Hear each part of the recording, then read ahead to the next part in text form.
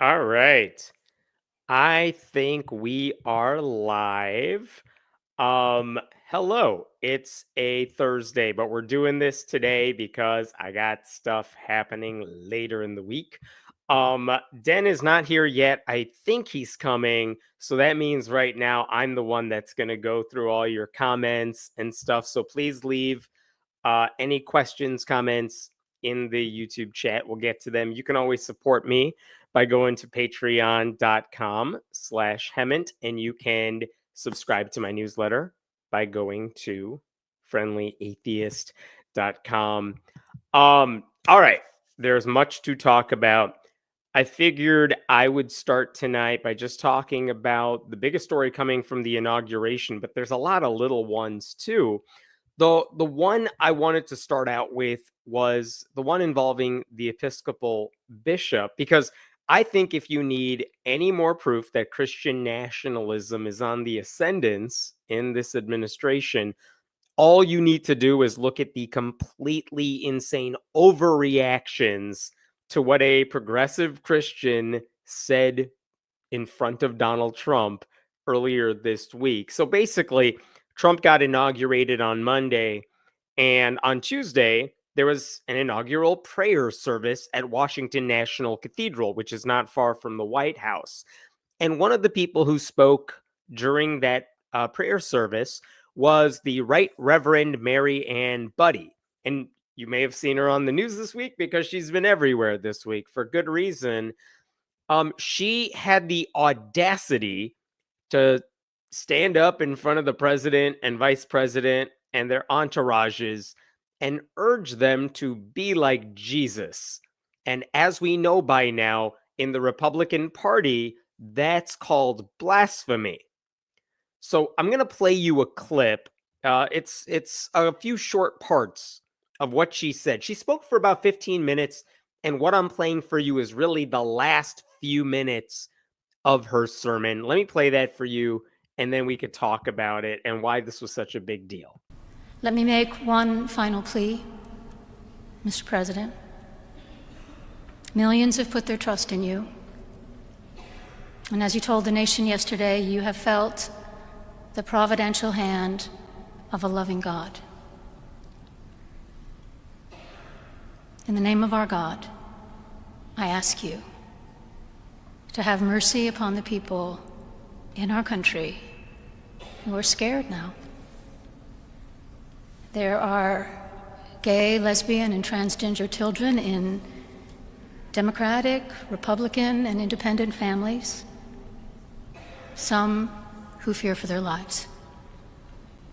And the people who pick our crops and clean our office buildings, who labor in poultry farms and meat packing plants, who wash the dishes after we eat in restaurants and work the night shifts in hospitals, they may not be citizens or have the proper documentation, but the vast majority of immigrants are not criminals. They pay taxes and are good neighbors. They are faithful members of our churches and mosques, synagogues, wadara, and temples. I ask you to have mercy, Mr. President, on those in our communities whose children fear that their parents will be taken away, and that you help those who are fleeing war zones and persecution in their own lands to find compassion and welcome here. Our God teaches us that we are to be merciful to the stranger, for we were all once strangers in this land. It was a really, really nice sermon. I've actually, I'm part of a lot of atheist circles, and I've seen nothing but praise for that sermon. Like, I kind of wish there didn't need to be an inaugural prayer service in the first place. Why are we doing that? But setting that question aside, because they do it all the time, if that's what the sermon is like, it makes my job as an atheist very hard. But like, kudos to her. She did a wonderful job. She said something very important. Like, in any other context, that would not have been a shocking sermon. But he was asking the incoming president to care for the least of these, to find the humanity in everyone, to uplift instead of tearing down, to act like Jesus called for during the Sermon on the Mount. Like, at most churches, that's called a Sunday morning, at a lot of churches. But when you do it in front of Donald Trump, it's seen as an attack. They took it as a personal attack. And like every white evangelical in the Republican Party was like, how dare that lady preacher say such say such heresy to the president. And of course, that very night when Trump got back to doing whatever it is he does these days, this is what he posted on Truth Social. And we'll just go through this bit by bit because there's so much wrong here. Actually, before I do this, did you see Trump's reaction? If you're watching this on YouTube right now, like go rewind, watch Trump's face while she talks. He's never looked so bored, offended, unable to do anything because he has to just sit there and take it. But he looked so like, oh my God, I don't want to be here. What the hell? Like at any sermon, even imagine there's a million cameras on you. At the very least, you smile and you nod. That's what most of you did when you went to church as a kid. You were polite. That guy looks like me going to church. Like, what the hell? Anyway, this is what Trump posted.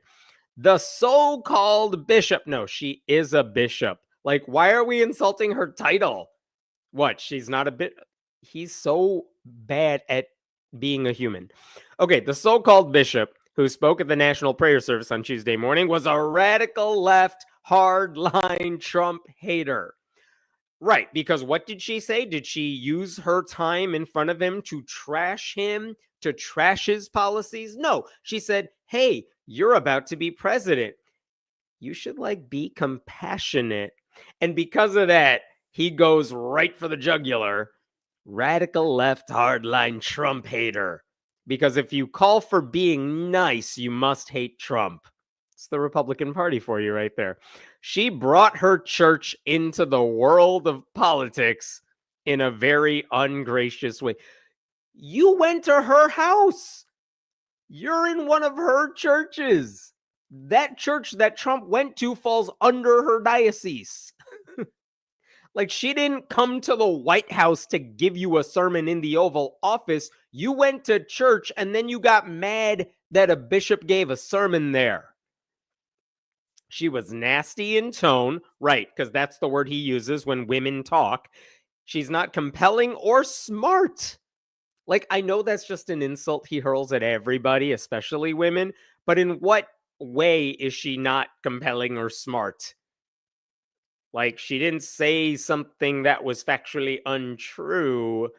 If you want to say nasty in tone, I kind of get Trump saying that, but like, nope, she's a woman, so therefore she's not smart. Every woman who's ever spoken and criticized him is always not smart and always nasty. She failed to mention the large number of illegal migrants that came into our country and killed people. Right. I'm sure they were all in Springfield, and they're all Haitian too, right? It is a giant crime wave that is taking place in the USA. Yeah, in the White House. Apart from her inappropriate statements, where she talked about Jesus, the service was a very boring and uninspiring one. She is not very good at her job. She and her church owe the public an apology. I just want you to imagine for 1 second any Democrat going to any church service and saying, I found it boring. And what the headlines would be if anyone did that ever. Like, of course, it would never happen. Because at the very least, even if you're bored in church, Democratic politicians know you got to pay lip service. Trump, who is the guy for white evangelical Christians across the country, is like, that church service was shitty. And every evangelical is like, yeah, he was right. That was bad. So that's how Trump reacted to a woman calling on him to follow Jesus and be nice. It's also, all she asked them to do is consider the impact that their power and their policies are going to have on countless families across the country. And the irony is that Trump's party has proudly and openly welcomed Christianity into politics. Like, only one side here is merging church and politics, Republicans. Jimmy Kimmel made a good joke about this one. Trump only likes mass when it's followed by the word deportation. But going back to the question of like that idea that Trump said, what was it? That she brought her church into the world of politics in a very ungracious way. Let's talk about that for a second, because what she did, if you want to say she brought her personal politics into church, and how dare she, then let's get this off the bat. That is not a new thing. Let me show you a couple things. Do you remember Dr. Ben Carson? He ran for president. He was in Trump's cabinet the first time around. Trump made him the Secretary of Housing and Urban Development for reasons. But where did Dr. Ben Carson, how did he even get famous? Like, he was a prominent surgeon. There were like made for TV movies about the guy, but let's face it, no one really knew about this guy. But the reason he became politically famous, why? Because in what year was it? Like 2015 or so? Check this out. This is from The Week. But this is from 2015. The doctor who slammed Obama to his face. Ben Carson for president. Remember back in the day, people thought this guy could be president. Ben Carson, look at this though. A video of prominent neurosurgeon Ben Carson blasting President Obama at last week's National Prayer Breakfast has gone viral. With Obama sitting a few feet away, Carson criticized the notion that the wealthy should pay more taxes and proposed a flat tax, saying that God had spelled out such a system as fair with descriptions of tithing in the Bible. So in other words, Ben Carson delivered a sermon at a prayer event that Barack Obama had to sit through and listen, and he used it to trash the policies, honestly, way more directly than Marianne Budde just did. But he did it in front of Obama, and guess what happened? Did Republicans say, well, he never should have brought politics into church? No, they said, let's make this guy president. What about Eric Metaxas? Have you heard that guy's name? He's like a prominent conspiracy theorist on the right, very MAGA-friendly dude. How did that guy get politically prominent? Well, this is from 2012. If the organizers of the National Prayer Breakfast ever want a sitting president to attend their event again, they need to expect that any leader in his right mind is going to ask, no, demand, that he be allowed to see a copy of the keynote address that is traditionally given immediately before the presidents. That's how devastating was the speech given by a little-known historical biographer named Eric Metaxas, whose clever wit and punchy humor barely disguised a series of heat-seeking missiles that were sent intentionally or not in the commander-in-chief's direction. Like, Jesus Christ, get off your knees. But the point being, Eric Metaxas, who is a prominent conservative pundit at this point and liar, he became famous because at a National Prayer Breakfast, he trashed Barack Obama to his face directly, by the way. So my point is, Marianne Budde just says at a prayer event for Donald Trump, hey, Jesus said be nice. And these guys act like she did something that's never been done before, completely inappropriate. Absolutely not true. This is how prayer breakfasts work. And if Trump's people ever bothered to vet this person, it is funny to me because the reason they don't like her is because she's quoting the New Testament, and all these Republicans are like, no, we're Old Testament people. That's all we like. But you could see it in the responses. Like I said, Trump did not smile. J.D. Vance, I know you couldn't see him in that clip, but he wasn't smiling either. They did not applaud. They didn't nod or anything. They just sat there stone-faced, knowing full well that a request not to be monsters was like a personal attack on them. And she never said their names or anything, really. But if they had done any vetting of who this person was, they would have known this is not unusual coming from her, Because guess what happened 4 years ago?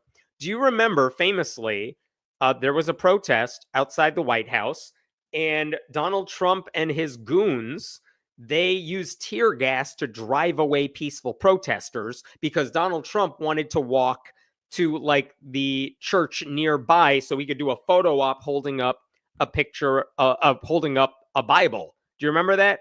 This is that picture right there that he took in front of St. John's Church. Well, that church is actually part of the diocese overseen by, guess who? Mary Ann Budde. And after he did that in the New York Times, this is June of 2020, Bishop Budde, Trump's visit to St. John's Church outraged me. She wrote this op-ed for the New York Times 4 years ago, and look at what she wrote in it. Same woman who gave this sermon this week. Had the president opened the Bible he was holding, he could have read passages calling on us to love God and our neighbor, to seek God in the face of strangers, and even to love our enemies. He could have read exhortations calling us all to the highest standard of love, which is justice. He could have even recited texts that warn faith leaders like me about the sin of hypocrisy. I love it because she knows, just like all of us know, Trump's never opened the book. The conservative Christians who love him just assume he has. But she goes on, scripture is clear. Justice, which is the societal expression of love, matters most to God. Justice is also what is most important to those who are exercising their right to peaceful protest. So she said all this 4 years ago. And look, in a different world, maybe we could have a debate over, really, does God have anything to do with any of this? I miss that debate. I would like to have that debate about God's existence, but clearly that is not the point here. The point is, this is not new for her. She has spent her career calling for people to do good, to be compassionate, because they are inspired by their faith to do so, because she believes the Bible calls on them to do so. And Trump is like, she's a nasty woman. But the thing is, it's not just Trump that did all this, because the entire Republican Party has followed suit. This is what Representative Mike Collins, a Republican, tweeted shortly after that sermon. The person giving this sermon should be added to the deportation list. That is a sitting congressperson saying that an American woman should be deported. And I know the follow-up question is, where do you want her to go exactly? I don't think these guys know what deportation means. But also, what the hell? Oh, the same people who are like, free speech, we can handle criticism, we love freedom of speech. They hear one person say, hey, Trump, try being nice. And they can't deal with it. They're so thin-skinned where they're like, this lady needs to be kicked out of the country. We're the party of free speech. I do appreciate that Alexandria Ocasio-Cortez clapped back to that one to Mike Collins and said this. What about the guy who did a Nazi salute behind the presidential seal? I don't think Mike Collins responded to that one. But touche. I love AOC right now. She's my favorite. Robert Jeffress, who is another MAGA Southern Baptist preacher from Texas and a Trump fan. This is what he said after this. Attended national prayer service today at the Washington National Cathedral, during which Bishop Marianne Edgar Budde insulted rather than encouraged our great president. There was palpable disgust in the audience with her words. I'm not surprised Robert Jeffress would be palpably disgusted because Budde was talking about Jesus. And that's something Robert Jeffress doesn't do during his sermons. He only talks about Trump because he knows who his Lord and Savior is. There was another pastor, Jim Garlow. This is what he posted on Facebook. Look at how he treats this. She was anti-biblical as it relates to human sexuality. No, she was. She said LGBTQ people are scared. And she also, I think, referred to them as humans. And this guy's like, she was anti-biblical, demonstrating no awareness of God's design for male-female or God's definition of marriage. And this is a guy, by the way, Garlow, who's like, you know who knows how to do marriage? The guy who's president, who's been married 3 times. and had like 5 kids with those 3 wives and slept with a porn star while his 3rd wife was pregnant with his 5th son. That guy knows marriage. We love him. What else did he say? She demonstrated an ignorance of both biblical truth and historical reality, which again, I would love to just mock the idea of biblical truth and historical reality being in the same sentence, but we're so beyond that right now. As one who supports the heartless mutilation of children, I don't remember that in her speech. She tragically supports the modern day version of child abuse. Furthermore, she violated decorum. Yeah, within the Trump administration, you know what matters? Decorum. I swear to God, all of these people have no clue what they sound like outside their bubble. And then I think this is the last one here. This is from Trump's press secretary, his new one, Caroline Leavitt. This is what she said on Fox about the bishop. She spewed lies. She said, be nice. That's the lie, apparently. She spewed lies. She should apologize to President Trump for the lies that she told. It's despicable. Like, man, don't you miss the good old days of Sean Spicer when this is what version 2.0 is doing? So that's how Republicans are responding to this. And if you saw any of Fox News this week, I'm sure you all did, this is how they tagged this too. Seriously, this is how they did this story. Radical clerics, anti-Trump warriors, left-wing bishop exposed. Like, my God, she gave a 15-minute sermon where she said, hey, Jesus said be nice. And these people have declared friggin' war on this woman. Like, Trump doesn't care if his white evangelical pastors bring religion into politics. They do that all the time. They replaced Jesus with Trump years ago. Cruelty in the name of God is always okay in their minds. But using faith as inspiration to help others, that cannot be. Not in their world. That's blasphemy. And again, it's not like any of it worked, I know, because since she gave that sermon, Trump has already, I think, conducted immigration raids. He shut down the app used by asylum seekers at the border. He's already signed executive orders against transgender people. So, you know, Jerry Coyne's happy.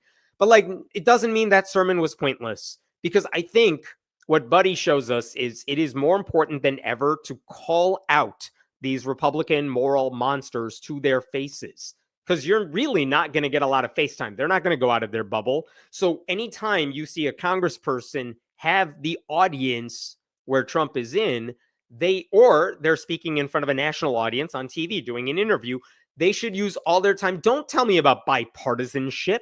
Tell me how awful these Republicans are. Tell me why you should be humiliated and embarrassed to have ever voted for people like that.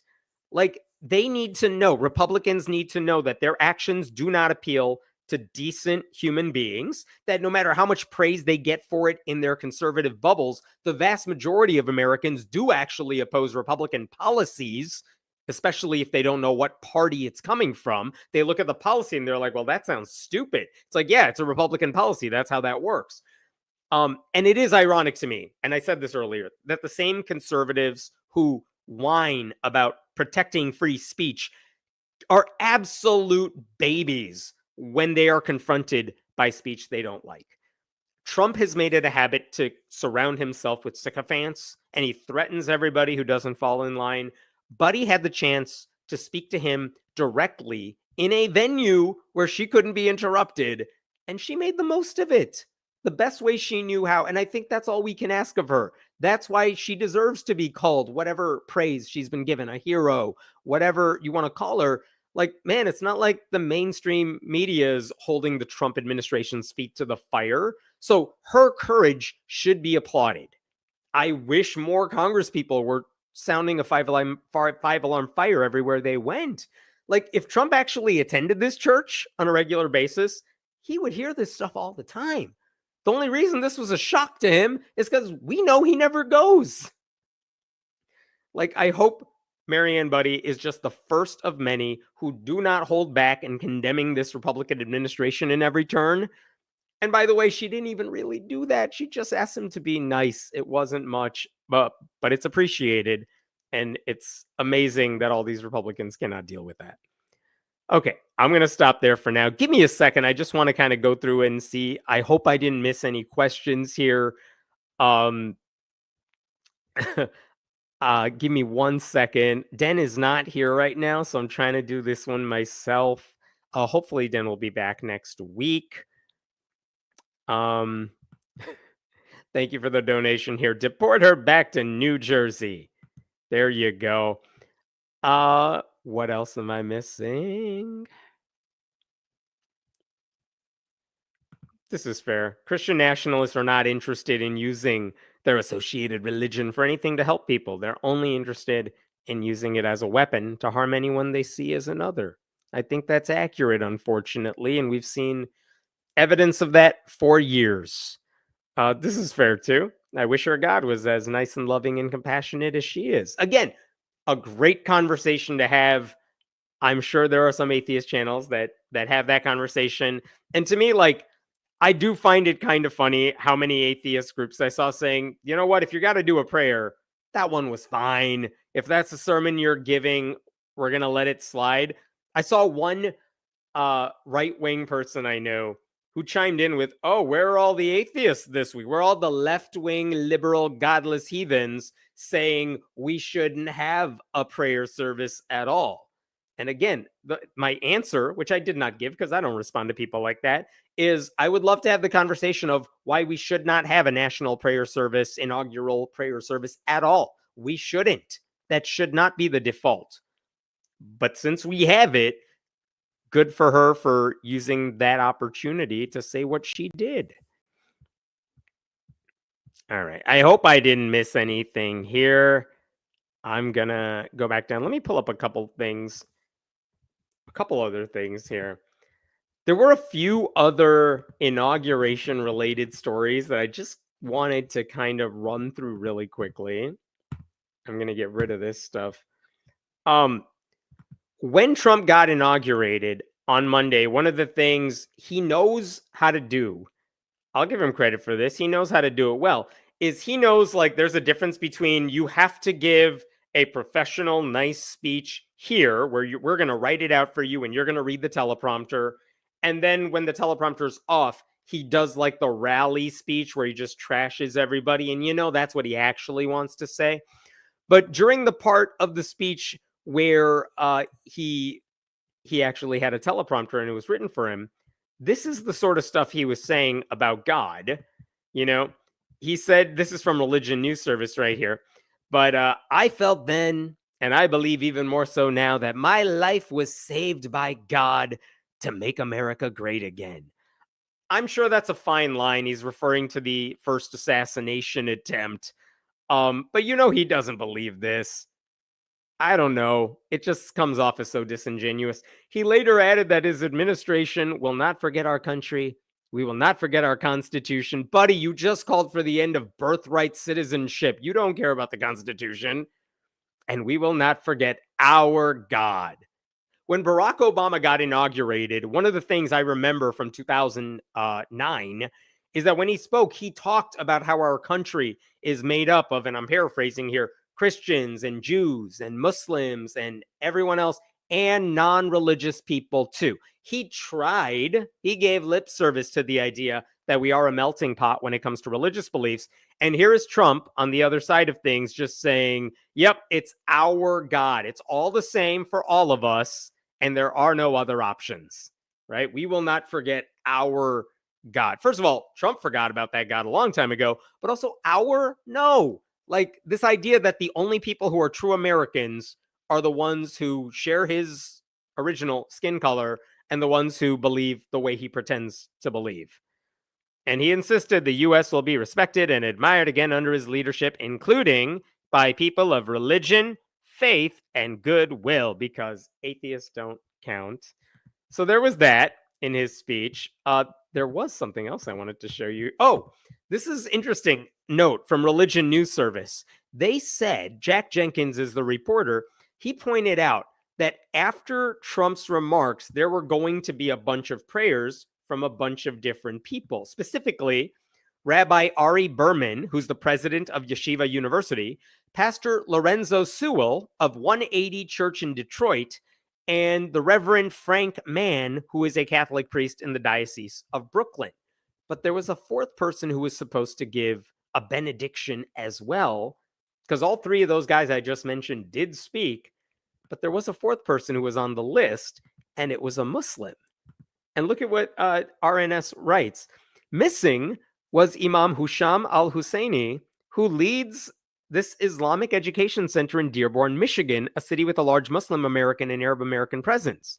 This guy supported Trump during the campaign, helped Trump get votes in Dearborn, was supposed to be one of the faith leaders speaking and giving a benediction.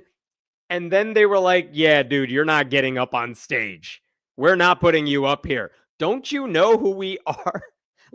It says here, the reason for his absence was not immediately clear, and al-Husseini could not be reached for comment. You know what happened, though, right? They said this dude's going to give a benediction, and then at the last second, they must have realized, we can't allow a brown person who is not one of our people to give a benediction. You can let Jewish people do it. That's okay, but not a Muslim. Don't you remember what party we are? And they're like, dude, don't come here. Don't get on stage. So that's what you get if you're not a Christian and you're supporting Trump. That was dumb on his part. Here's another story that we could talk about. When Trump got sworn in and he took his oath of office, this was the picture with Carmen Sandiego holding the Bibles here. Trump took his oath of office. He has his right hand up in the air while John Roberts delivers the oath. And where's his left hand? Traditionally, it's supposed to be on the Bible or Bibles. And where's his left hand? It's not on the Bibles. And look, this does not actually matter. I don't actually care about this. I'm just saying, if Joe Biden, if Kamala Harris did not put their hand on the Bible, you would see every conservative idiot saying, well, she's not really president then because, I don't know, George Washington must have said you have to put your hand on the Bible, otherwise it doesn't count, which is not a thing. And it's all made up. But again, if the Republican Party is the party that's all about tradition and Trump doesn't do the tradition, where's the outrage? I'm just asking Republicans to treat Republicans the way they would Democrats, but hypocrisy is all the party stands for. So, by the way, I was kind of surprised that there are two Bibles that Melania is holding there. Not a single one of those is the Trump Bible. I thought he would have grifted off of that, but no, they were just two other Bibles or something. I forgot what the origin stories are for those, but it wasn't one of the ones he was trying to sell. I imagined that he would just take his oath, sign the Bibles, and then try selling it to the highest bidder. Wouldn't put it past him. But in this case, he just forgot they were there and did nothing. And again, Republicans did not care, which is great. I think we should do away with the Bibles. You should swear in on whatever book you happen to actually like. And in previous years, people have taken their oaths of office on Carl Sagan books, on Superman comic books, on the Constitution, whatever. It's all good. It's all just symbolic anyway. But if you're going to go through the symbolism, then go all the way. Don't pretend it's not there. There was another story that was interesting too. Oh, before I leave from this story, Right Wing Watch pointed out that there is a MAGA pastor named Shane Vaughn who saw people complaining about this, that Trump did not put his hand on the Bible. And Shane Vaughn wants you to know, you guys, Trump absolutely put his hand on the Bible. He did. He's gaslighting everybody, but he said he did it. And what was his pop quiz? What reasoning did Shane Vaughn give to say that Trump actually did put his hand on the Bible? I'll answer it for you in just a second, but can you guess what defense he gave? As I pull this up. Here's the defense he gave. You can pause the video now. All right, here's what he actually said. Shane Vaughn said Trump did have his hand on the Bible because Melania was holding the Bibles and he owns her. Here's what he said. She, who happens to be him, because they are one, she was holding her hand on the Bible. These two shall become one. So yes, he did have his hand on the Bible because his wife did. Because the way taking your oath of office works is if you're touching someone who's touching someone who's touching someone who happens to be holding a Bible, there's some law of Jesus transference, and it just works. And again, I would just say, Kamala Harris tried that. I don't think this dude would be saying the same thing because they're all liars. There was one other element too. I mentioned that one of the pastors who was giving a benediction after the inauguration, his name was, what was it, Lorenzo Sewell? Well, shortly after he gave the benediction, this dude, Lorenzo Sewell, went on, I assume this is TikTok, but he went online and he posted a video telling everyone to buy his crypto coin. He capitalized on his 2-second prayer by telling everyone to buy his crypto. And this is from a crypto site. But look at this. According to Gecko Terminal, the token was launched at whatever time that is. It reached a high of whatever that is within 3 hours. However, it then plummeted almost 97% in just 30 minutes. Okay, I don't know who's dumb enough to just buy that stuff, but this guy's been a pastor for 7 years and told Fox News it's impossible to be politically neutral, and he's hosted Trump at his church. So this guy used the opportunity to pray, who had the opportunity to pray in front of Trump. He used it to just try to make a buck off of it, and Republicans everywhere are totally fine with this. But they're mad at the pastor who said, try following Jesus. And they're saying she's the bad one. The guy who's grifting off of his benediction, that dude's cool. Got it. That's how this works. Okay. I don't know what else to say about the inauguration. I don't know. Those stories made me laugh, and the week has been pretty shitty otherwise. I'm just going to look through some comments here and see if there's anything I am missing here. Looking through. Oh, yes, I did see this right before I did this live stream. Representative Andy Ogles from Tennessee introduced a resolution to change the 22nd Amendment so Trump can have a third term. That is a thing that actually happened because that's absolutely what they want to do. That's what the next 4 years, man. That's what it's all going to be like. It's just Republicans jumping atop each other to do the worst thing imaginable. They don't care about the Constitution. They don't care about what's good for America. They definitely don't care about the price of eggs, right? And then what I wish, I'm kind of upset that right now Democrats don't seem to have a game plan. We need an opposition party. And right now we have a bunch of Democratic leaders who are still stuck on this idea that we need to work together with Republicans, which is ridiculous. And I don't know which Democrat's going to figure out that's not how anyone wants it to work. I don't think I'm missing any questions. I am skipping over some comments here. This is interesting. MAGA will soon be crying as grocery prices soar. See, I don't think they will. I think they're just going to find a way to blame that on Biden and Democrats. And that's it. They'll pay for it. They won't care. They'll never blame Trump for anything. And Trump is just going to blame Democrats for everything, even though Republicans control everything. Same thing with this.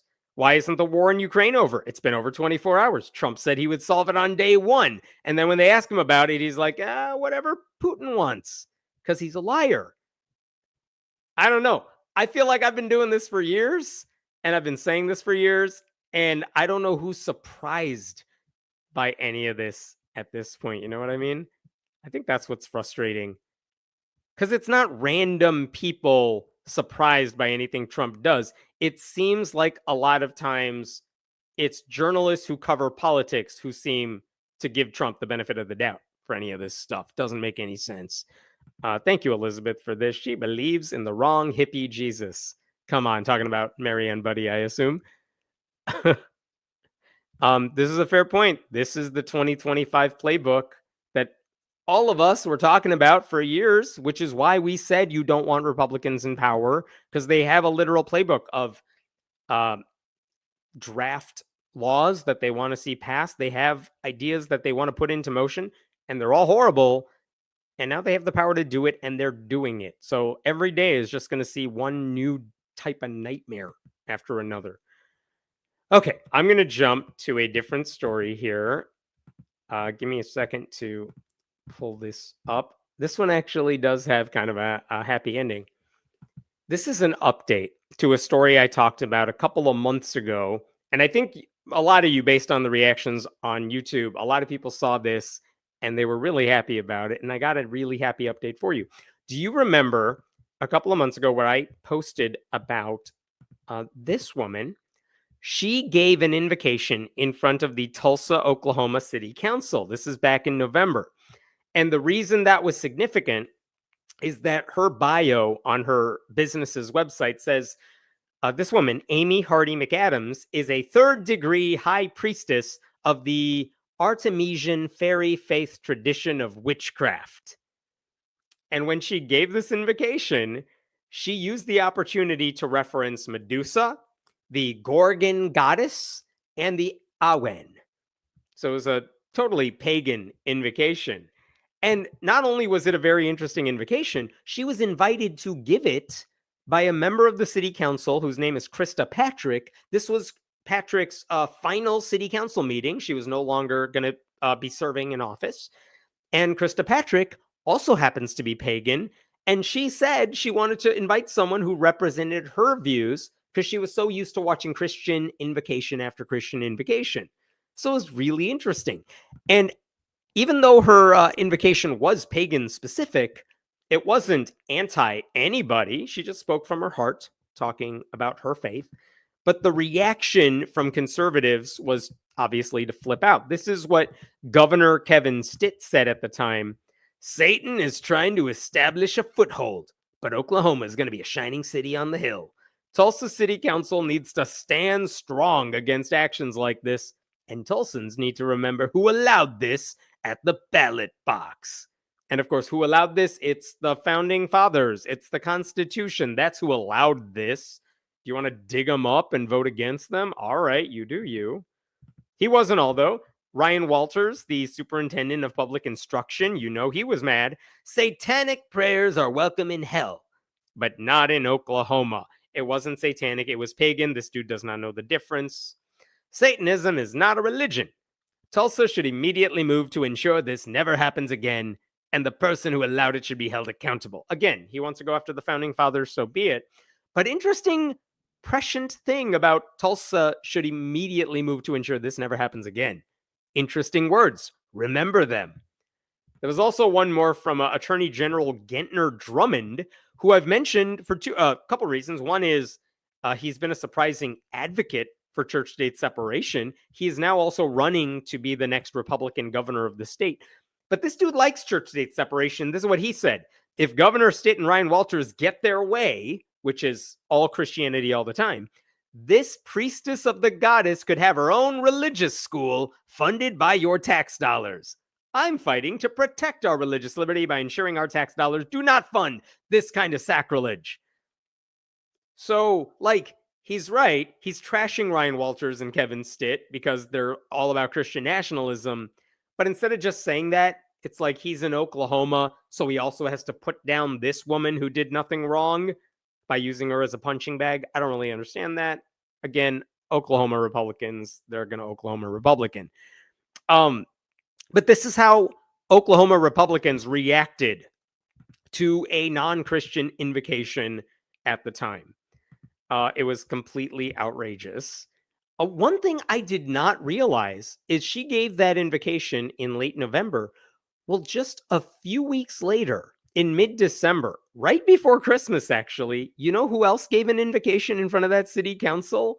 It was a guy named Jay, I hope I'm pronouncing his name right, Jay Hovarter, who happens to be the president of the atheist community of Tulsa. He gave a speech, he gave the invocation on behalf of the atheist community of Tulsa, which, by the way, exists. So he gave an invocation. You know what his Jehovah Archer's speech ended with?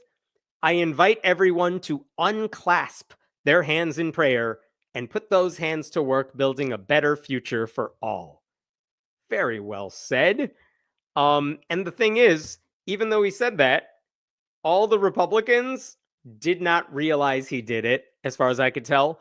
None of them were paying any attention. None of them knew he did it. No one raised a fuss about it, because it turns out if no one's telling you there's a culture war, none of these Republicans give a shit about any of this stuff. So a pagan gave the invocation in November, an atheist gave it in December, and no one noticed it that time around. Well, guess what? I thought Krista Patrick, that city council member, well, she's no longer on the council. I assumed that meant, all right, we're done with non-Christian invocations that are only going to be all Christian from here on out. Turns out I was wrong about that. This week in the Tulsa World newspaper, they reported on this, but apparently recently they were going through the rules by which the city council is going to hold its meetings, and they adopted a rule change, and I want to show you what it says. This is the policies that they were voting on. And let's see if I could get this up here. Here we go. When it comes to the opening prayer for council meetings, they cross that off the list. Because look at the red stuff. Look at what it used to say. The council shall endeavor to open its Wednesday council meetings with an invocation prayer. I'm looking at the red only. The prayer should be cognizant of the many faiths in our community, shall not be used as an opportunity to proselytize or advance or disparage faith. Okay, whatever. They cross that out, and look at the blue stuff. This is what they want to adopt now. What if we got rid of the opening prayer and just did a moment of silence? And look at what this says. The council may open its Wednesday council meeting with a moment of silence. The moment of silence is an opportunity for meeting attendees in the exercise of their individual choices to reflect, meditate, pray, or engage in any other silent activity that does not interfere with, distract, or impede other attendees in the exercise of their individual choices. So in other words, no more invocation prayers. We'll just give everyone a minute to do whatever the hell they want quietly, and then we will get on with the meeting. And what's interesting about this too, like, this is a very long section about invocation prayers, and they just said, get rid of all of it. We don't want this. We don't want the pagan invocations. We don't want the atheist invocations. Just shut up. Just shut up for a minute, and then let's get to work. And they adopted this policy. Incredible. I love that. And this is from the Tulsa World. They spoke to City Councilor Laura Bellis because she asked them to make this change. And listen, look at what she said. She's like, it's totally not because of the pagan invocation that got all the attention.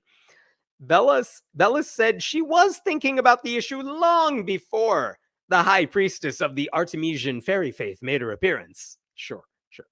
For me, it's been my past few years' experience watching groups, especially children, that are coming to city council meetings to learn about civic engagement, who are visibly wearing clothes that indicate they are not Christian. By that, I assume she means like they're wearing rainbow clothing for LGBTQ stuff. Maybe they're wearing a hijab, whatever it is. And it's just pained me to watch them sit through something and think, oh, this government may not include me. Yeah, she's right. That is what a lot of us are thinking when we hear these invocations.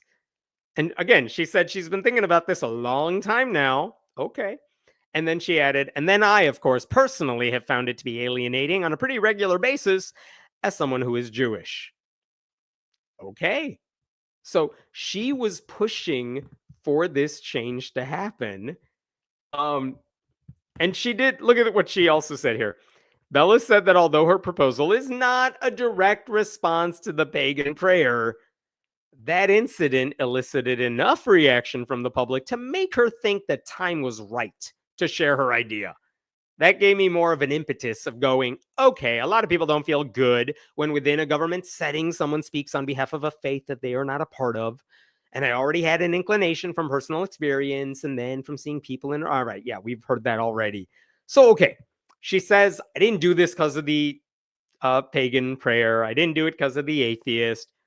But also, when they did it and there was all that backlash, that made me think, maybe we should change this. That is interesting. I think, for me, this is why it's so important to get more non-religious and non-Christian voices in the mix. I've done this for city count. For where I live, we have county boards, and I have spoken a couple of times in front of a county board and gave a secular invocation. The first time I had to push for it because they weren't going to ask me. And actually, I think I've done it 2 or 3 times now. They have actually reached out to me since then in the spirit of getting other voices in the mix. And as far as I can tell, they're never really controversial or anything. No one fights about it. I wish they would just do away with them altogether. But if they're going to have them, this is why it's important to get atheists in the mix.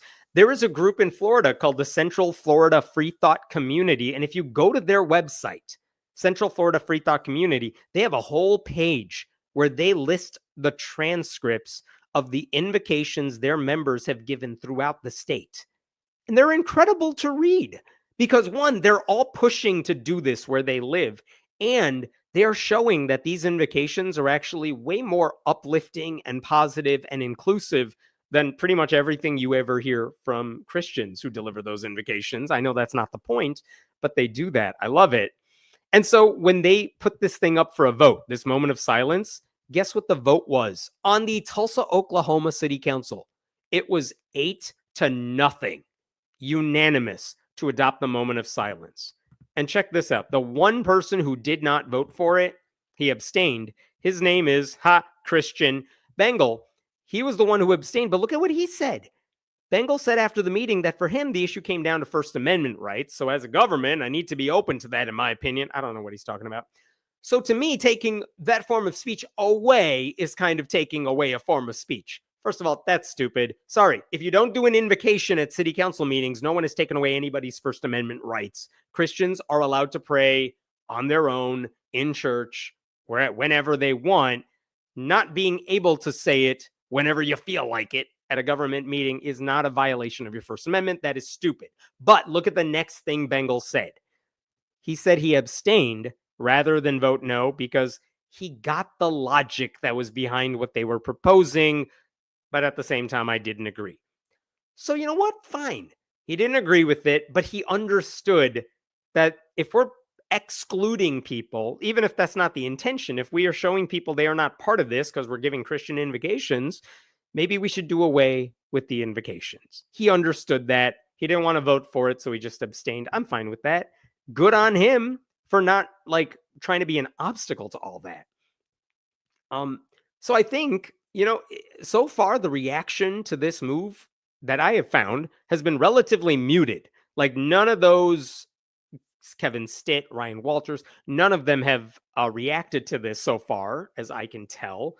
Maybe it's because no one's told them about it and they don't realize they're supposed to be mad about this. Or maybe the truth is it doesn't matter. It's not going to make a difference in anybody's life and it shouldn't generate any reaction. It's fine. The Tulsa World did say in the newspaper that those rules, the moment of silence is going to go into effect immediately. But there were a handful of people who were told late last year, yes, you can deliver an invocation. So they're going to let those people speak, however long that takes. And then they'll go with the moment of silence. That makes sense to me. That's fine. I did ask Jay Hovarter of the atheist community of Tulsa, what did he think of this change? This is what he told me. We applaud the decision to abandon the practice by the Tulsa City Council. We hope that other public governing bodies will follow suit. Very polite, very respectful. I also reached out to Amy Hardy McAdams about this, and I reached out to Krista Patrick, the former city council member.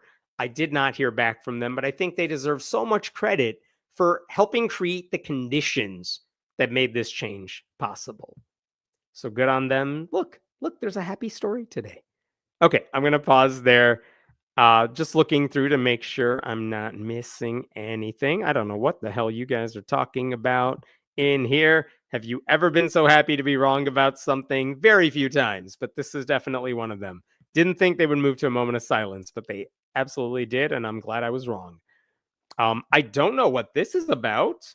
Oklahoma's gone downhill since they closed the McDonald's that goes over Interstate 44.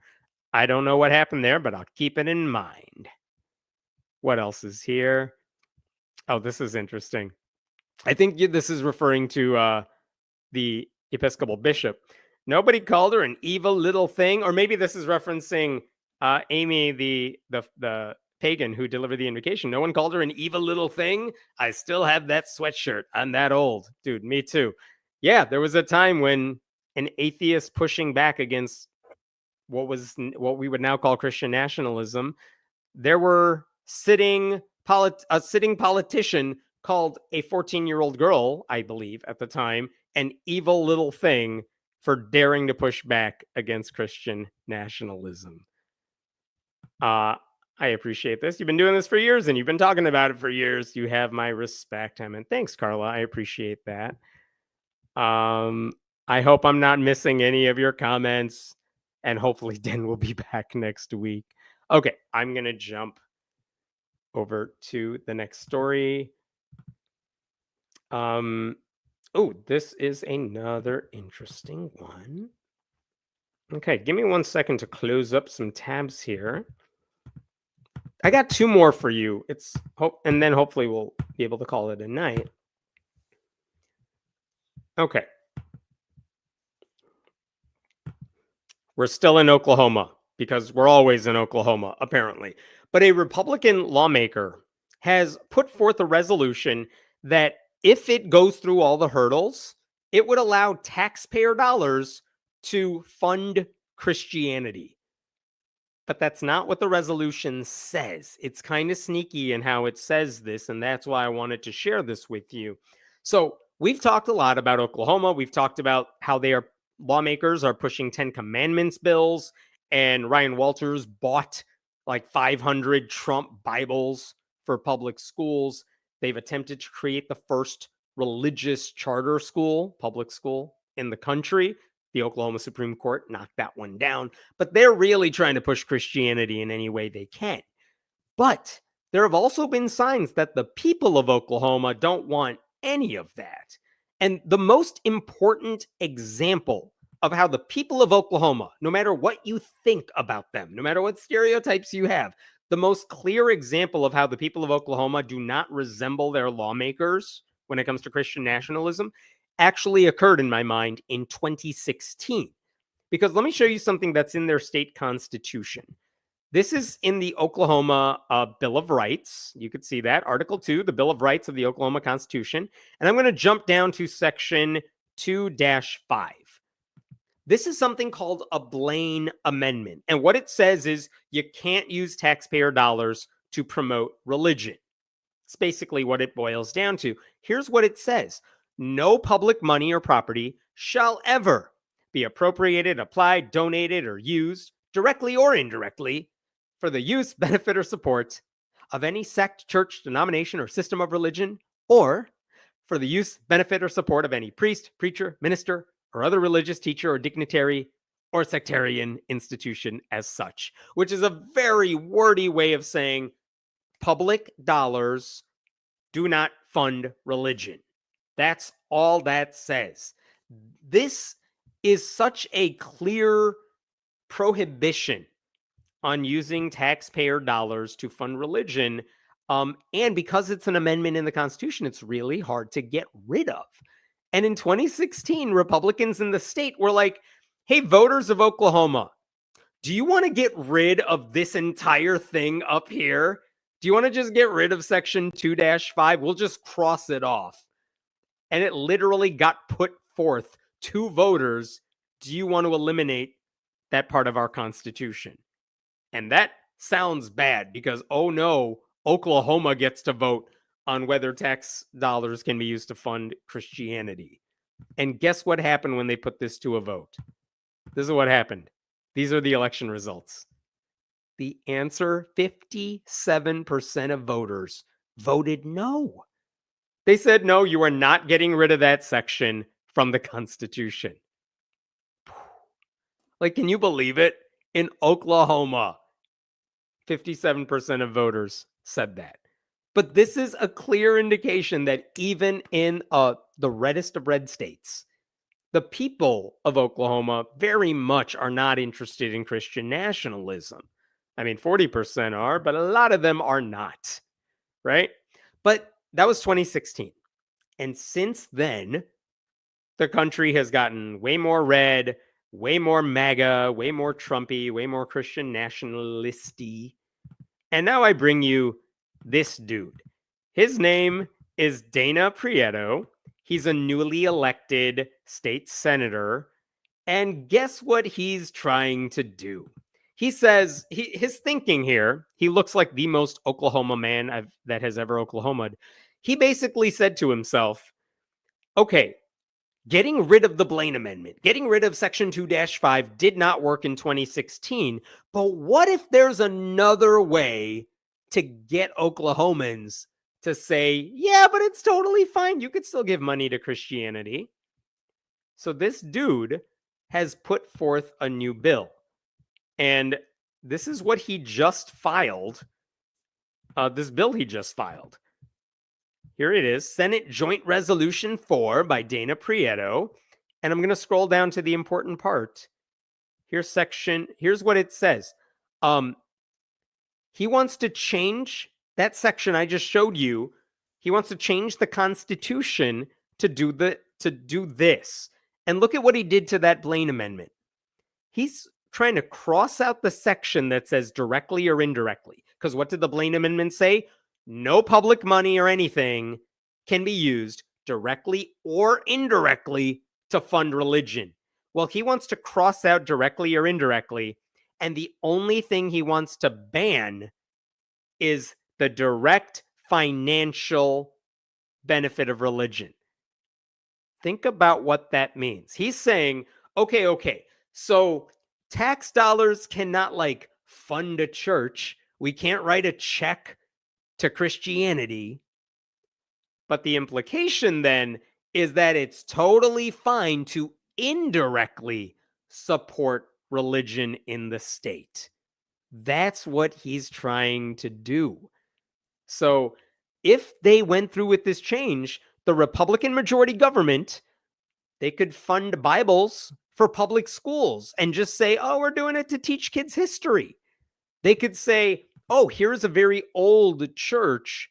Oh, we're going to help rebuild it, not for religious purposes, but because it's a historic building. So it's indirectly supporting Christianity. That would be okay if this went through. They could say, we're giving scholarships to private religious schools. And then a lot of that would go to Christian schools, but not directly, right? So there are all sorts of ways to support religion that don't involve writing a check directly to a church. And to be clear, Christianity would absolutely be the primary beneficiary if this change were to happen, not a ton of Muslims living in Oklahoma. You know what I mean? So this change would legalize it. And by altering the Constitution, it would also be getting rid of the best weapon that church-state separation advocates have to prevent taxpayer dollars funding religion. In fact, I mentioned earlier right now that the Oklahoma Supreme Court said no to the taxpayer-funded Catholic charter school, right? Well, they voted down that charter school, I think it was a unanimous vote by the Oklahoma Supreme Court. Do you know what they said when they struck it down? This is what the Supreme Court said to knock down the charter school. The framers' intent is clear. The state is prohibited from using public money for the use, benefit, or support of a sect or system of religion. Although a public charter school, St. Isidore is an instrument of the Catholic Church, operated by the Catholic Church, and will further the evangelizing mission of the Catholic Church in its programs. So the expenditure of state funds to support that school constitutes the use of state funds for the benefit and support of the Catholic Church. It also constitutes the use of state funds for the use, benefit, or support of a sectarian institution. Look at this. The St. Isidore contract violates the plain terms of Article 2, Section 5 of the Oklahoma Constitution.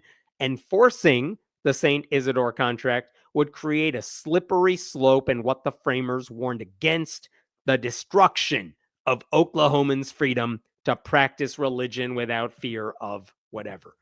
So when the state Supreme Court unanimously ruled against a taxpayer-funded Catholic charter school, they said, no, we have the Blaine Amendment. We have our Constitution that says no money can be used directly or indirectly to promote religion, and that's all we need. So go away. You can't have your taxpayer-funded school. If Dana Prieto got his way and indirect funding of religion would be okay, now the Supreme Court of Oklahoma, now all these lawsuit filers would no longer be able to say the state law prohibits it. That's why this dude is trying to do this, right? So for now, that resolution is in the hands of a subcommittee. It has to go through a bunch of hurdles because it's trying to change the Constitution, and then it would have to be put in front of voters. And again, your guess at this point is as good as mine. Would the voters of Oklahoma allow this change to go through? I don't know. Mickey Dolenz is a Democratic lawmaker in the state of Oklahoma. There's like 4 of them, and he's one of them. This is what he wrote on Blue Sky about this proposal. This creates loopholes that allow the government to selectively support certain religions and places of worship with indirect funding for things like repairs, utilities, maintenance, advertising, Bibles in schools, among others. This all leads to government favoritism over other religions. Religious extremists continue finding new ways to take from public coffers, weaken constitutional protections, and force taxpayers to subsidize their religion. We must protect public funds and the constitutional principle of religious freedom for all Oklahomans. Absolutely right on when he says that. I actually talked to him. I saw that message and I wanted to talk to him about this proposal. So I spoke with him over the weekend. He told me not only all these things we just mentioned, but if this were to pass, school districts could literally hire Christian chaplains to be on their staff. I hadn't even anticipated that one. And they would just say, well, we're trying to help students, not fund Christianity. And obviously, Republicans cannot be counted on to stop this. And so why would you even bring up this sort of legislation? Because the point of bringing this up is to help lawmakers just get used to these ideas. Because even if it doesn't go through this year, maybe it will next year. They might be alarmed now, but maybe in a couple of years, it won't be such a surprise anymore. And they'll say yes to it. Dolenz told me Christian nationalists are playing the long game. But he also told me, and I was surprised to hear this, I asked him, do you think if this gets in front of voters, do you think they're actually going to say no to this? And he told me he had confidence Oklahomans would vote this down, just like they voted down the repeal of the Blaine Amendment in 2016. And I hope he's right. I don't know if he is, but he knows better than I do. He lives in Oklahoma. He works in Oklahoma. He's a lawmaker there. But right now, because Democrats don't have political power in the state, it is up to us. We have to educate the public about what is going on here. That may be the only way to prevent this particular disaster. By the way, Dana Prieto, the cowboy hat dude, he is part of the far-right Oklahoma Freedom Caucus, which includes guys like Dusty Devers. I've made videos about that guy. I recently talked about him because he filed a bill for covenant marriage in Oklahoma. Another guy who's part of that Freedom Caucus is Jim Olson, who wants 10 Commandments monuments in the Capitol and outside the Capitol. Dana Prieto's biography on the legislature's website says he's performed in citywide crusades and attended Rhema Bible College, a school that exists to train missionaries and ministers. So that's what they are doing in Oklahoma right now. I don't know how far this legislation will get, but it's something to keep an eye on. Okay, going to pause there for now. I do have one more story for you, but before I get there, any other questions? Thanks for mentioning this, Elizabeth. Remember to like the stream and subscribe. Thank you. This is a question about Ryan Walters. Is the superintendent position voted or appointed? I believe Oklahoma voted for that guy to be in the position he's in right now. Though I think when he first came into office, Kevin Stitt may have appointed him to something, and then he just rode that to be superintendent of public instruction. What else do we have here? Just double checking. Want to make sure I didn't forget anything. Dan, I need you wherever you are. All right. I apologize if I miss your stuff today. I'm going to go ahead and get to this last story. Thanks, Elizabeth. Yes, he is a tool. He is absolutely a tool. He's so sad he's not Trump's pick to be education secretary. I love that he's sad about that. I just imagine he's very sad about that. Okay. I'm going to jump. Oh, what is this right here? What is stopping other religions asking for funds from Oklahoma, i.e., Satanists? Well, one, who's approving the funds being given? So if Satanists, the Satanic Temple, what have you, asked for funding for whatever, if the legislature has to approve it, they're not going to get that approval. But the point is, if that law passed and indirect support of religions was allowed, you would start seeing whatever they tried to do. If they didn't directly target it to Christian organizations, you might actually see taxpayer money going to non-Christian groups. And there would be Republicans who are mad about that, even though this is totally a thing that they want. So it is worth thinking about, but I'm not anticipating non-Christian groups being able to benefit a lot from that law if it changed, from that amendment if it changed. All right, I got one more story for you. Let me pull this up here. I figured I would leave you with a somewhat happy story, but it starts out very, very depressing. And I've actually said this story before, but there's a big update to it, and that's why I want to talk about it now. So, okay, here's your warning that there's a lot of graphic stuff in here you may not want to hear. So if you want to click away, now's the time to do it. But basically, several years ago, there was a youth pastor. So you know where this story's going. There was a youth pastor named Robert Fenton. He was 26 years old. He worked for this church right here. It's called Abide in the Vine Fellowship. And this church is still in existence today. But this is where the dude worked. Okay, I don't need to show you any more of it. But he worked at this church. It's in New York, like upstate New York or something. And he was 26, and he told a couple that attended the church that he was drawn to their daughter and he was meant to be with her. How old was that daughter? She was 14. He was 26. She was 14. And he's telling her parents, hey, God wants me to be with your daughter. And the church did not allow them to get married at the time because of that age gap.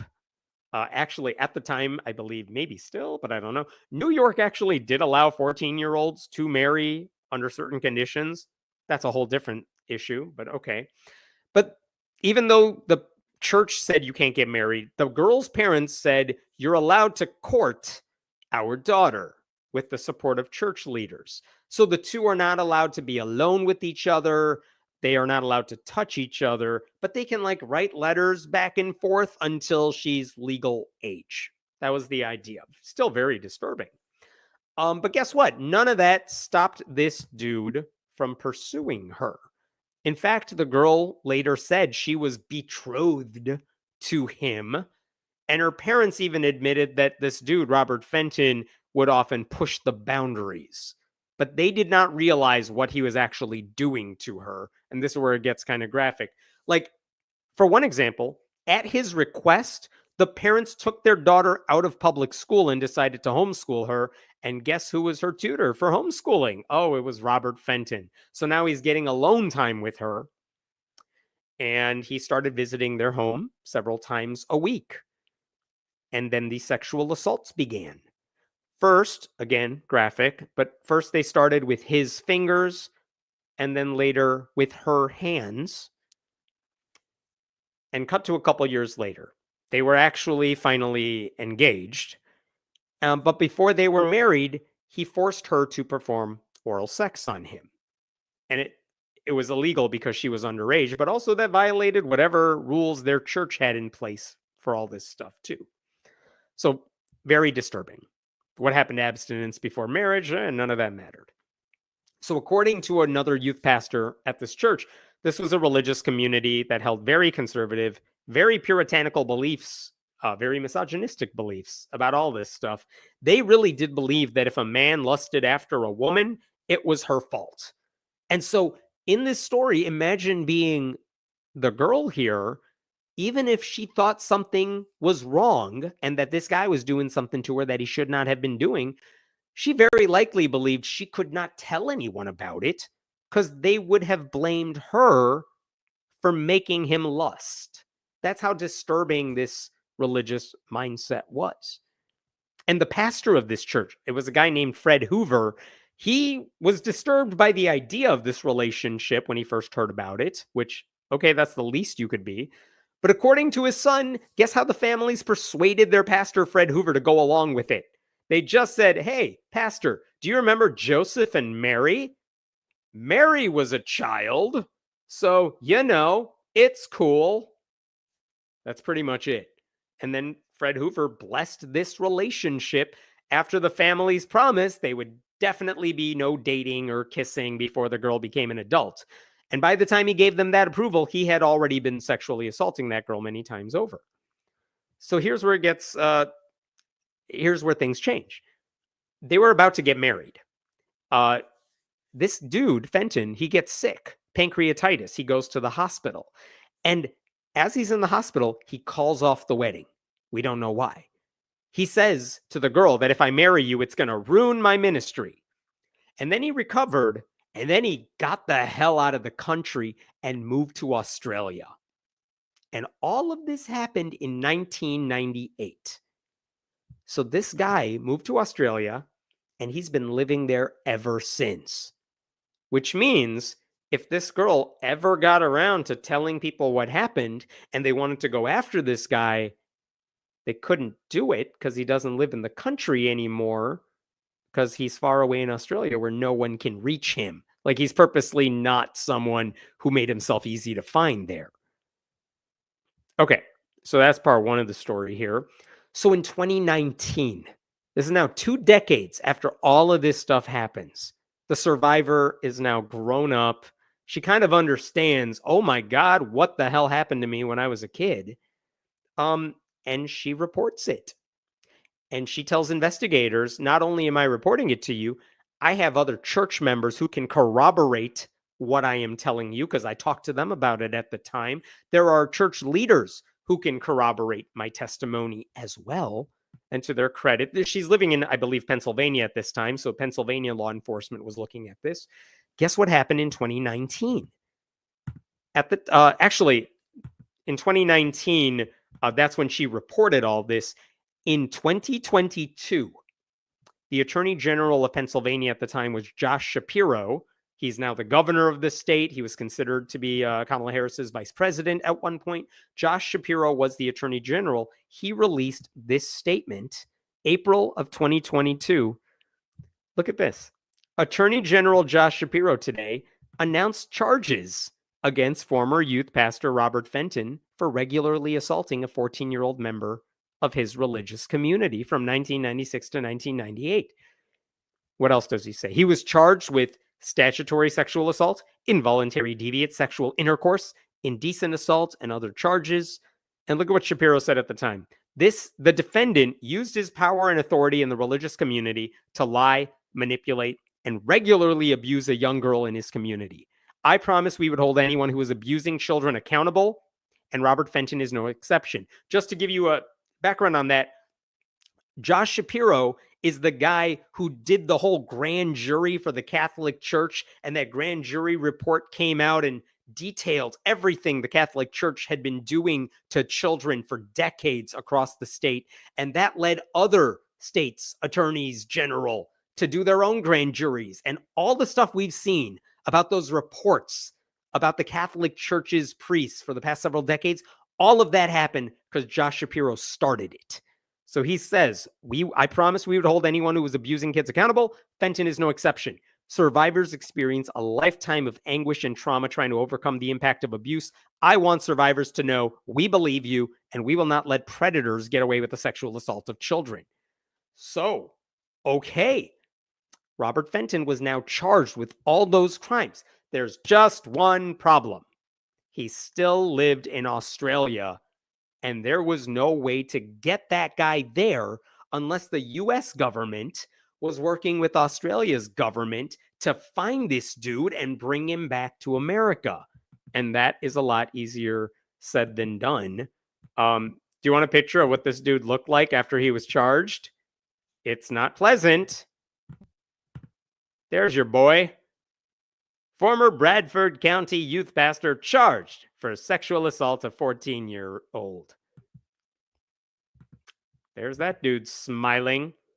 So anyway, all of this happened at the time. I should also tell you that Fred Hoover, who was the pastor of that church who blessed the relationship, he was still working at the church when all this happened. Like when the allegation was finally made in like 2019, he was not only the senior pastor of the church, he was the president of their school of ministry, which means that dude was still training future pastors, even though this is one of the dudes he was training.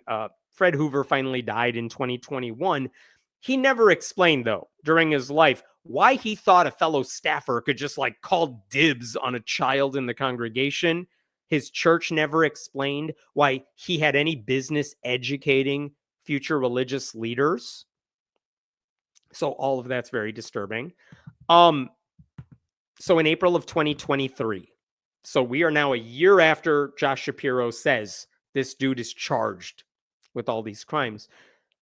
The survivor, a year later, goes to the Attorney General's office. She contacts them and she's like, so like, are there any updates?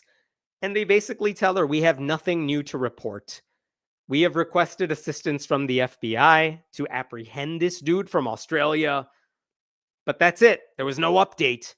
And that's the reason I first talked about this story a couple of years ago, because that survivor, her name is Sarah, and I'm going to show you this too. She decided to go public with this story.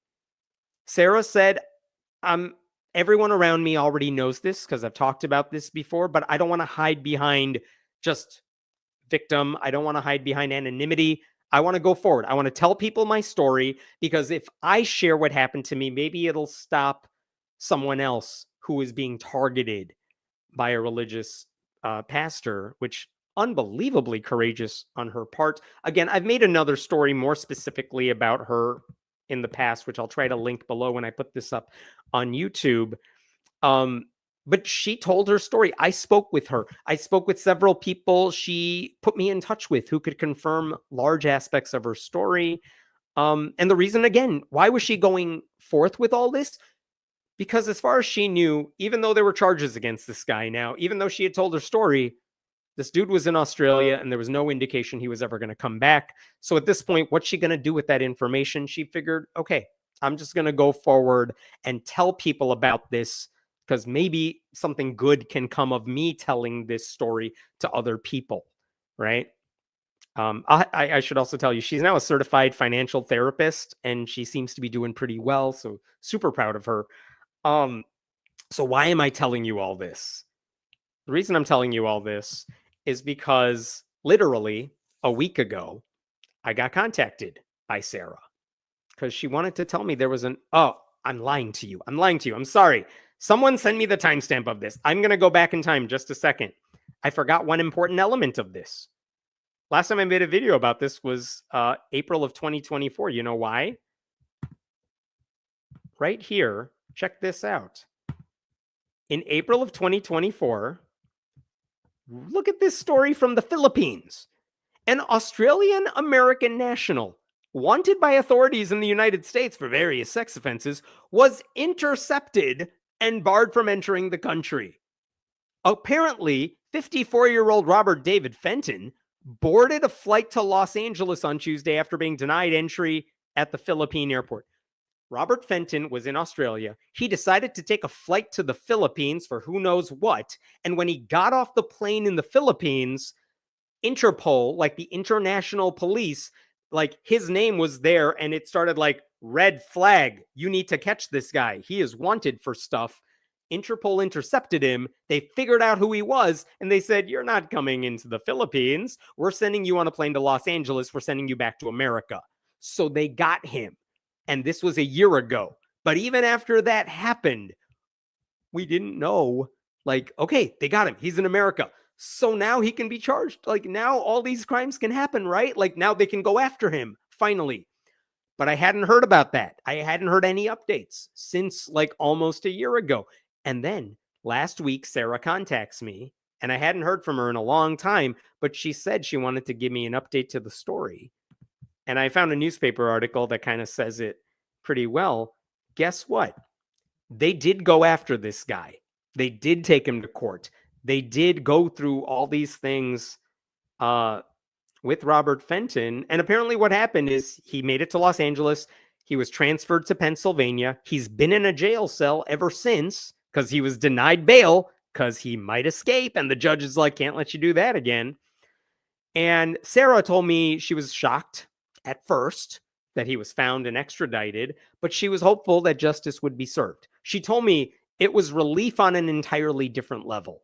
It was a weight I didn't even realize I had been carrying had lifted. But also the downside of that is if this guy goes to court, she may have to face him, right? She may have to testify against him. And even worse, what if she had to do that in front of a jury and try to convince them that these horrible memories she's been living with her entire life, she has to convince these strangers like this actually happened to me? And what if they said, we don't believe you? How much more traumatizing would that be?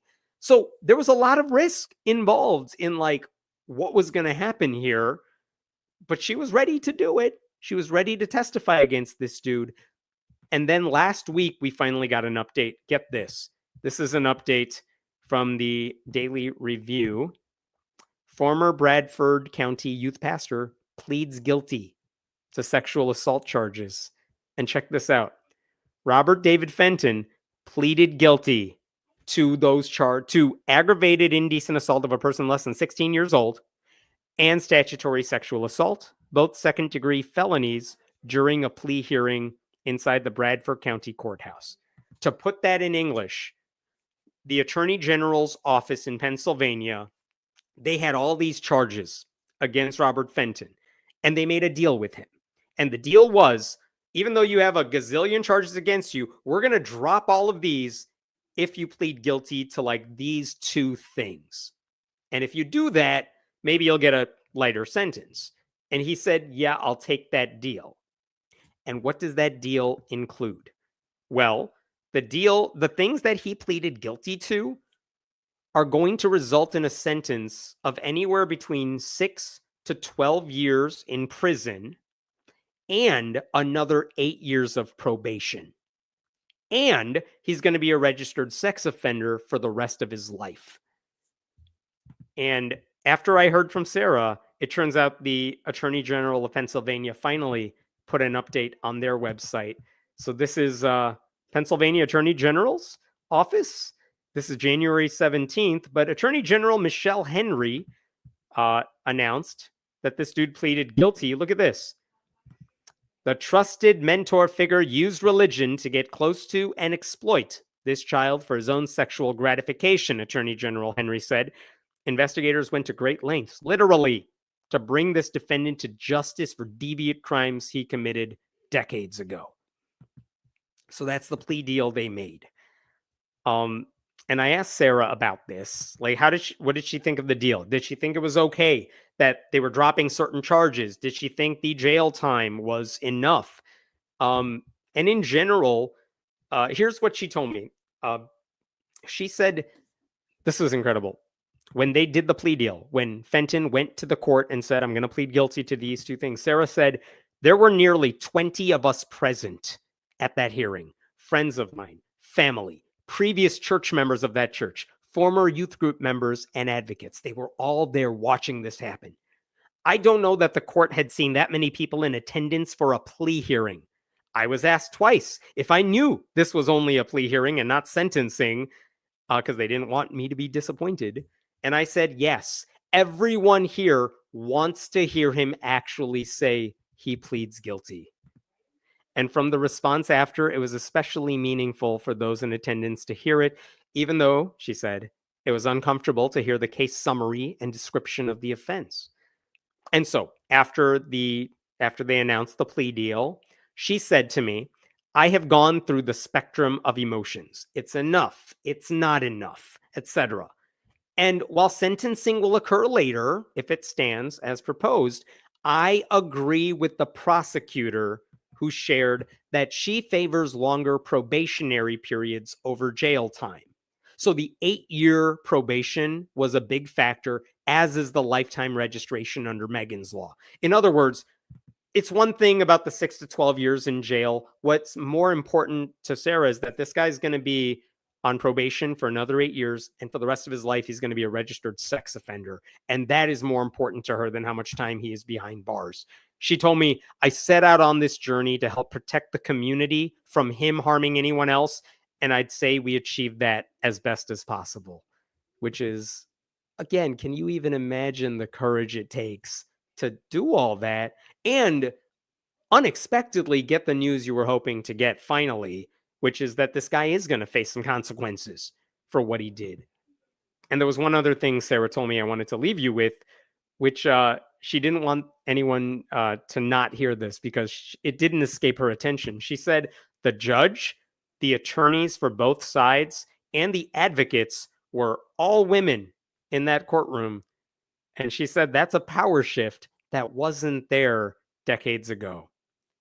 So I'm so proud of her. I hope the sentencing just goes off without a hitch, but super proud of her for the courage it took for her to step forward, put her name behind her story, and try to make sure other people who go through something similar don't have to deal with everything she went through. So, yeah, I think we're going to leave it at that. I'll see if there are any last questions here. Did the parents have any consequences for allowing this to happen? No, I don't believe so. Again, saying yes is unethical, but it wasn't illegal at the time. The only person who did anything on the books illegal was Robert Fenton. So I don't believe there's any actual consequences for the parents to all this. I'm just looking through here. I don't know exactly why it took this long for Australia to get this guy and what they did to try to get him. I don't know. That's a question we don't have answered yet. Anything else here I missed? I hope I didn't miss any of your questions. I'm going to... oh, this is nice. Thanks, Elizabeth. Remember, groomers groom families and not just victims. Very true. Okay. I hope that I got to everybody. I apologize. This is an interesting, I missed this one. You know what I'm going to get Trump? A big wooden cross. That way, every time he feels unappreciated for all his sacrifices, he can climb up on and nail himself to it. Yeah, not the original Dennis Leary quote, but close. Yeah, he wants to be a martyr. He just doesn't want to do anything for it. Sean, thank you for that contribution. I really appreciate that as well. I hope I didn't miss anything. So next week I will also be back on Thursday, and I hope I didn't miss anything. Thanks for sticking around. I know it's an unusual night, but hopefully Den will be back as well next week. You can always subscribe to my newsletter. I have some fun news going out tomorrow. You should subscribe right now. You can do that for free. And also you can support this channel by going to patreon.com/Hemant. All right, that's it. I'm going to bed. You should too. I will see you all later. Have a good one.